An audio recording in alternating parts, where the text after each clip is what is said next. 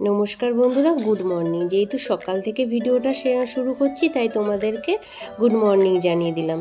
আশা করছি তোমরা সবাই ভালো আছো, সুস্থ আছো। আর যে যেখান থেকে আমার ভিডিও বা ব্লগটা দেখবে, সবাই যেন আশা করি সবাই সুস্থ থেকো, ভালো থেকো। চলো আজকের ভিডিওটা শুরু করা যায়। সকালবেলায় ছেলে বায়না করছে কর্নফ্লেক্স খাবো। ও দিদি খায়, তাই দেখে ও এবার ও দাদুর সাথে গিয়ে কর্নফ্লেক্স নিয়ে এসেছে। তা দেখো, সকালবেলা আমার বাসি কাজ হয়নি, সবে ঘুম থেকে উঠেছি, আগেই বায়না করছে কর্নফ্লেক্স খাবো। তা কী করবো, দুধটা একটু আমুল দুধ ছিল, আর জল গরম করে দুধ দিয়ে আর অল্প করে কর্নফ্লেক্স দিলাম। বেশি করে দিলাম না, কারণ ও এইবার প্রথম খাবে, যদি না খায় তাহলে পুরো খাবারটা নষ্ট করবে, তাই জন্য ওকে অল্প করেই দিলাম। আর আজকে একটা শুভ বুদ্ধি দেখেছি, সকালবেলা উঠে আমাকে ওর বলতে হয়নি যে বই নিয়ে বস। আমি বাসি বিছানাতেই রয়েছি, ও দেখছি বই খাতা নিয়ে বসে পড়েছে অঙ্ক করতে। বাবা, একটু মনে হয় শুভ বুদ্ধি এসছে ওর মধ্যে। জানি না এই শুভ বুদ্ধিটা বছরের যেন সারা বছরই থাকে। তো যাই হোক, ওকে খাবারটা দিয়ে ও খেয়ে নিচ্ছে আর পড়াশোনাও করছে। তার সাথে ভাবলাম কি, তুই খেতে থাক, আমি তাহলে বাসি ঘরগুলো ঝাড় দিয়ে নিই। একে একে সব ঘরগুলোও ঝাড় দিয়ে নিলাম।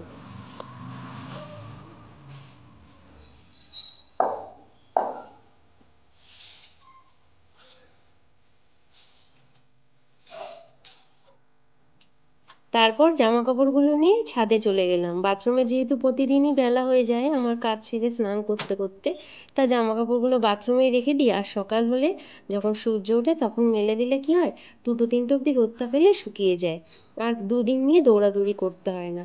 তাই জন্য ছাদে চলে এসেছি জামা কাপড়গুলো নিয়ে। জামা কাপড়গুলো এক এক করে সব টিনের উপর আর শাড়িটা দড়িতে মেলে দিলাম।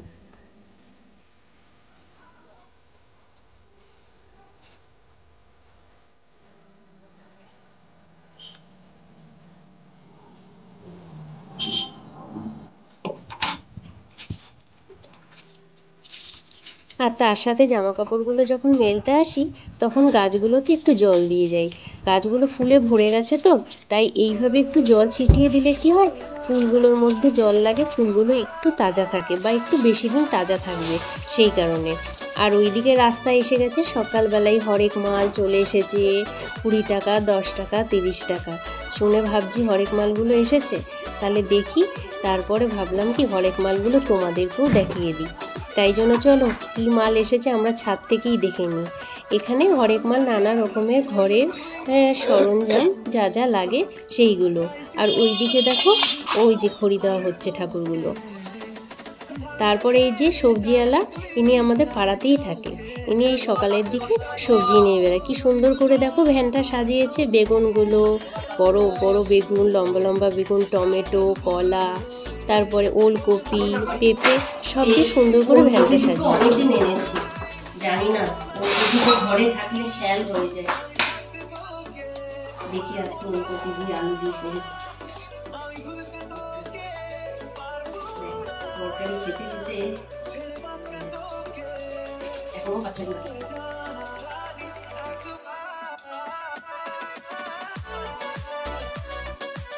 এবার খালি একটু শ্যাল হয়ে যাবে।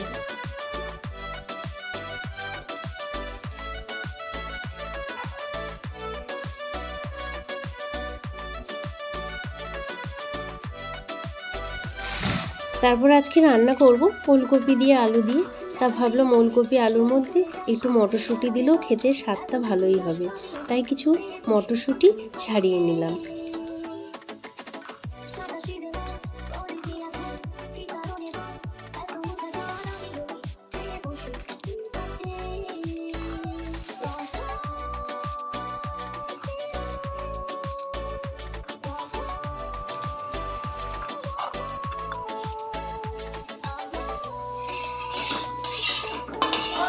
দুটো কড়াই দুপাশে চাপিয়ে দিয়েছি। আমার না রান্নাঘরে বেশিক্ষণ থাকতে ভালো লাগে না, তার জন্য যখনই রান্না করি ভাবি কি তাড়াতাড়ি রান্না করে বেরিয়ে আসবো। এইদিকে কড়াইতে তেল দিয়ে ফোড়ন দিয়ে দিয়েছি শুকনো লঙ্কা আর সাদা জিরে, কালো জিরে আর একটুখানি সর্ষে দিয়ে। আর এইদিকে ফুলকপিগুলো একদম কুচি কুচি করে কেটেছি, কোনো 4-5 দিন হয়ে গেছে যেহেতু, কিন্তু একটু মনে হচ্ছে আমার ওর মধ্যে আশা হয়ে গেছে, তাই জন্য একেবারে ছোটো ছোটো টুকরো করে নিয়েছি। এদিকে আলু দিয়ে ফুলকপিটা এদিকে ভাজা হতে থাক তেলে, আর ওইদিকে যে আরেকটা কড়াইয়ে তেল বসিয়ে দিয়েছি, ফোড়নও দিয়ে দিয়েছি, এর মধ্যে এই উচ্ছেগুলো দিয়ে দিলাম। এই উচ্ছেগুলো ভালো করে ভেজে আমি ডালটা সম্বর দিয়ে দেবো।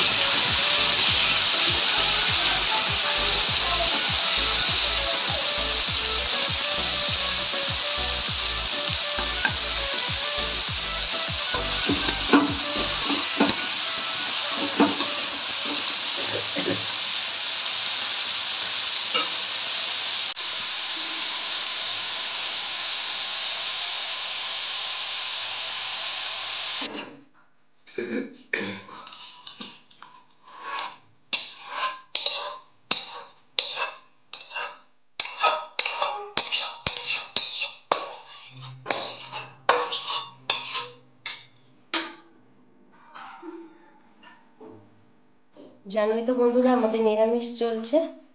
ধরা পাতাটা কালকে শেষ হয়ে গেছে। এটা করেছি ওলকপি আর আলু দিয়ে একটা শুকনো শুকনো করে তরকারি, আর এটা করেছি মুগ ডাল আর মটর ডাল মিশিয়ে উচ্ছে দিয়ে।